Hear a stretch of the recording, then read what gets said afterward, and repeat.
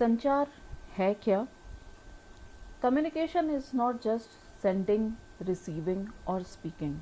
अर्थात संचार मात्र किसी चीज़ को प्रेषित करना या किसी वस्तु को या किसी भाव को ग्रहण करना, अर्थात किसी ने कोई बात कही और आपने सुनी, सिर्फ यही संचार मात्र नहीं है। इसी प्रकार से बोलना मात्र भी संचार नहीं है। तो संचार है क्या? संचार की अवधारणा क्या है? वर्तमान युग में संचार एक महती आवश्यकता है। इसके बिना मानव विकास की कल्पना तक नहीं की जा सकती। जिस देश में संचार के साधन जितने अधिक विकसित हैं, वह देश विकास के क्षेत्र में उतना ही अधिक आगे है। आदिकाल में जब संचार के बहुत अधिक साधन नहीं थे, तब भी मानव अपनी बातों, विचारों, मनोभावों को दूसरे के समक्ष व्यक्त करता था। अपने भाव भंगिमाओं, हाथ के इशारों के द्वारा, शारीरिक मुद्राओं, अस्पष्ट उच्चारण आदि द्वारा संचार या संप्रेषण का कार्य करता था और अपनी बातों को बताता था। वह आवश्यकताओं की पूर्ति कर लेता था। जैसे जैसे सभ्यता का विकास हुआ, संचार के साधन जो हैं उनमें भी व्यापक विस्तार हुआ। आज वर्तमान में संचार के अनेकानेक अत्याधुनिक साधन हैं, जैसे कि चित्रकला, पेंटिंग, लेखन, गीत संगीत, नृत्य, satellite, internet, mobile, computer, television, radio, Doordarshan आदि कितने ही माध्यम हैं जो कि संचार के कार्य में लिप्त हैं। तो संचार की अवधारणा क्या है? हम बात करेंगे थिंकिंग अर्थात सोचना, राइटिंग लिख करके अपने भावों को अभिव्यक्त करना, टॉकिंग किसी से बात करके, किसी से बोल करके जो आप कहना चाहते हैं, आपके विचार हैं, वो दूसरों तक संप्रेषित करना, लिसनिंग सुनना। सिर्फ बोलना ही संचार नहीं है, सुनना भी संचार है, क्योंकि अगर कोई व्यक्ति बोल रहा है और अगर कोई सुनने वाला नहीं है, अर्थात गायक तो है पर श्रोता नहीं, तो उसके उस गायन का कोई महत्व नहीं है। अतः सुनना एक संचार की महत्वपूर्ण कड़ी है। इसी प्रकार से पढ़ना, यह भी संचार का ही एक स्वरूप है। बुक्स लिखी जाती हैं, लेटर्स लिखे जाते हैं, बहुत से मैसेजेस लिखे जाते हैं, तो उनको पढ़ कर के भी आप ज्ञान प्राप्त करते हैं, कुछ सूचना प्राप्त करते हैं, तो यह भी एक संचार का तरीका है।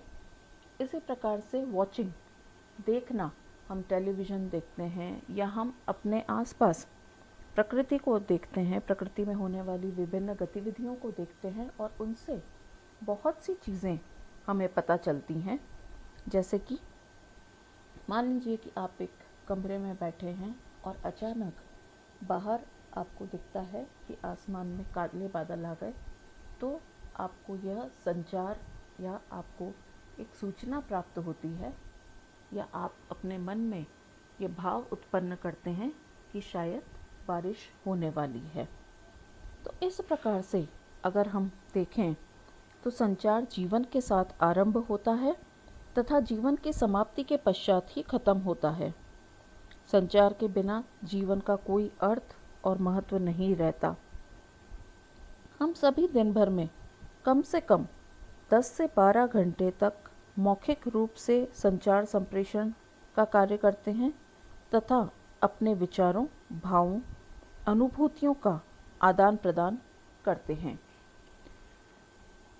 अब हम देखेंगे कि संचार जो है उसकी परिभाषा और अर्थ क्या है।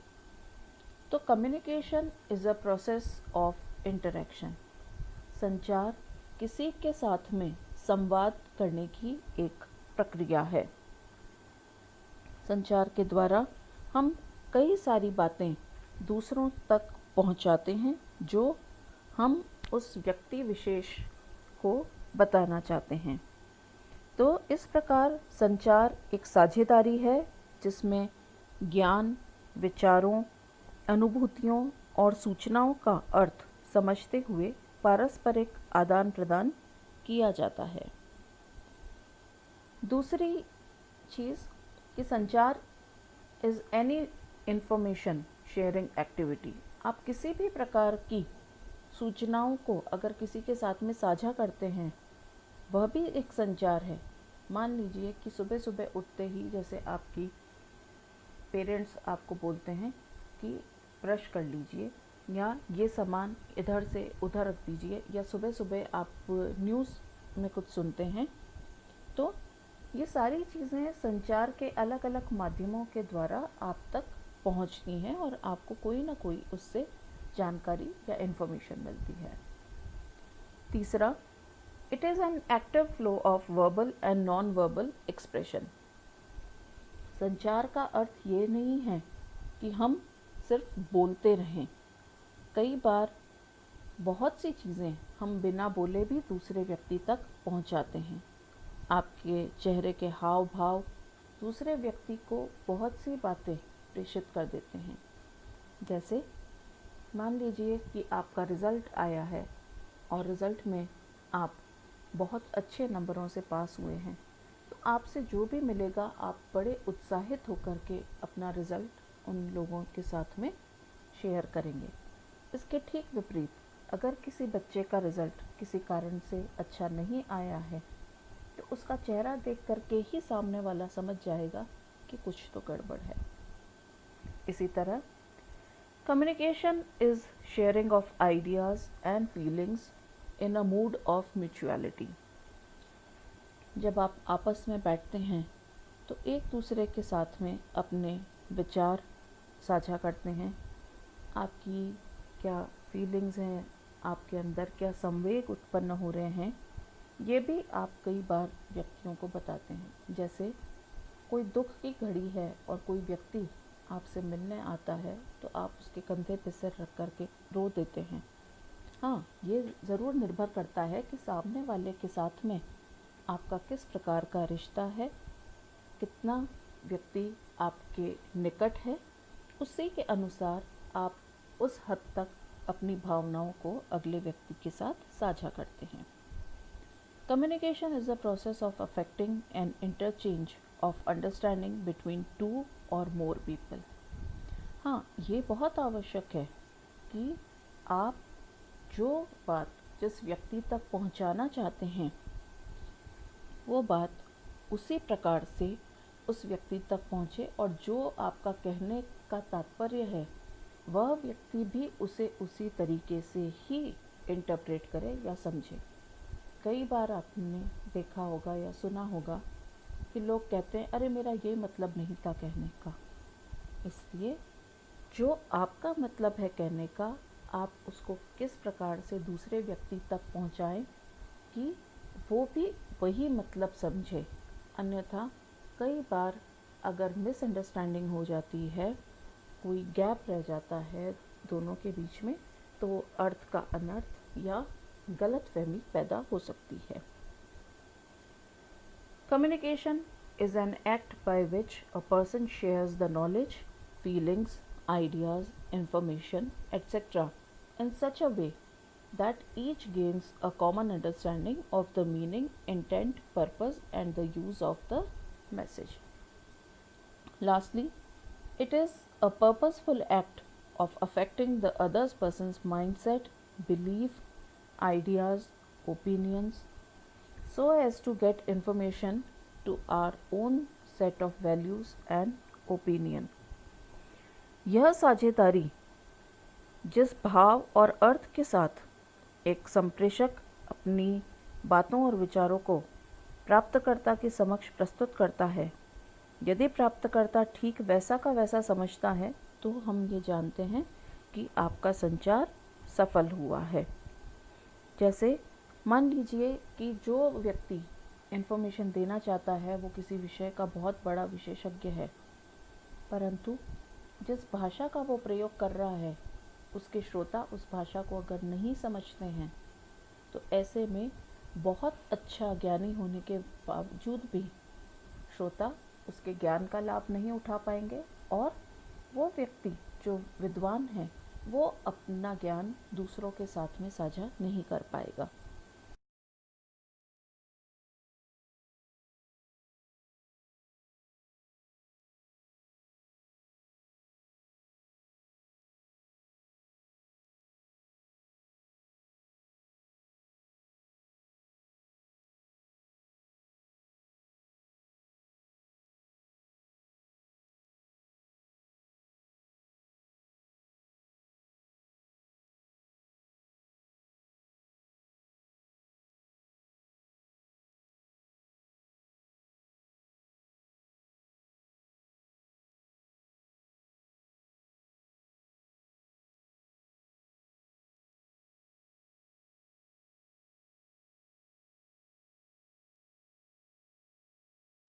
इसी के साथ अब हम ये जानेंगे कि कम्युनिकेशन शब्द आया कहाँ से है।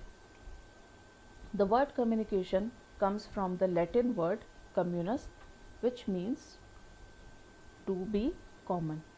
अर्थात संचार जो है वो एक लैटिन शब्द कम्युनस से उत्पन्न हुआ है, जिसका अर्थ होता है टू मेक कॉमन या सामान्य बनाना।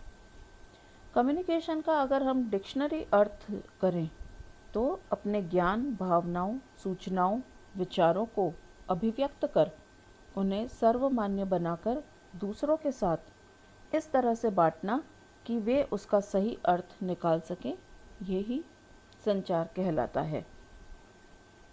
It means the establishment of some commonality between two और more people in terms of, अर्थात यह दो या दो से अधिक लोगों के बीच में एक ऐसी साझेदारी या एक कॉमन अंडरस्टैंडिंग डेवलप करता है रिगार्डिंग किसके बारे में, थॉट्स अर्थात विचार, एक्शन आपकी क्रियाएं, आइडियाज़ आपको कोई चीज़ के बारे में कुछ नई इन्फॉर्मेशन या जागरूकता है, आप वो उसके साथ में साझा करना चाहते हैं, एटीट्यूड्स अभिवृत्तियाँ, वैल्यूज़ आपके क्या मूल्य हैं, ये सारी चीज़ों के बारे में संचार के अंतर्गत हम बातचीत करते हैं। It is the transfer of energy from the source to the nerve ending of the receiver. अर्थात संचार जो है सिर्फ, जैसे मैंने पहले भी कहा कि बोलना या सुनना या आपने किसी चीज़ को देख करके या पढ़ लिया, सिर्फ वही मात्र नहीं है। बहुत सी चीज़ें हैं हमारे शरीर के अंदर भी जहाँ से हम संचार को ग्रहण करते हैं। हमारे शरीर में जो नर्वस सिस्टम है, जो तंत्रिका तंत्र है, उनके एंडिंग से भी हम संचार को ग्रहण करते हैं। जैसे कि स्किन या त्वचा के द्वारा हम किसी चीज़ को फील करते हैं, स्किन कॉल्स इट फीलिंग। मान लीजिए कि कोई चीज़ गर्म है, आपने हाथ रखी, आप तुरंत अपना हाथ वहाँ से हटा देते हैं अगर गर्मी का मौसम है। यही अगर सर्दी का मौसम है तो आप थोड़ी सी देर चाहते हैं कि अच्छा लग रहा है, थोड़ा सा गुनगुना सा सुकून मिल रहा है। सेकंड, थ्रू नोज़, नाक के द्वारा, जिसे हम स्मेल या किसी चीज़ को घ्राण शक्ति कहते हैं। पड़ोस में कुछ अच्छा बन रहा है, हलवा बन रहा है, हम अपने घर में बैठे बैठे जो है मुंह में लार पैदा हो जाती है। ये किसका कमाल है?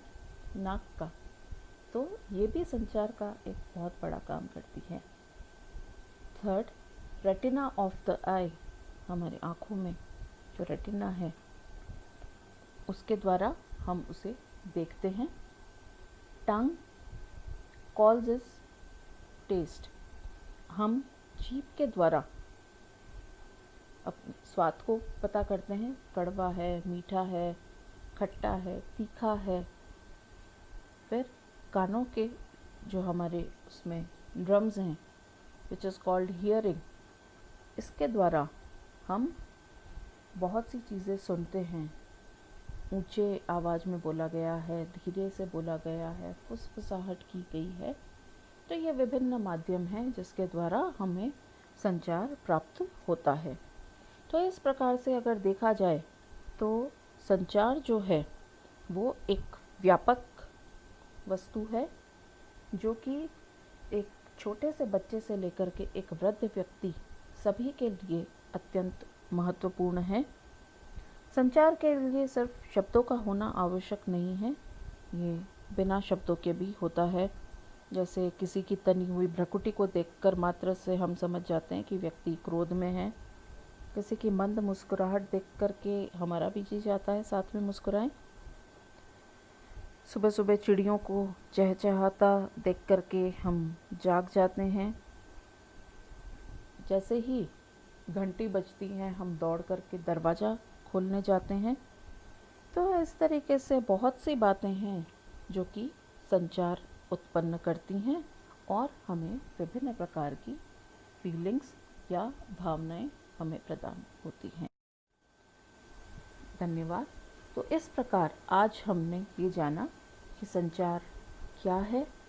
संचार मात्र बोलना, सुनना या पढ़ना ही नहीं है, ये शाब्दिक भी हो सकता है और आपके अशाब्दिक या भावभंगिमा पूर्ण भी हो सकता है। धन्यवाद।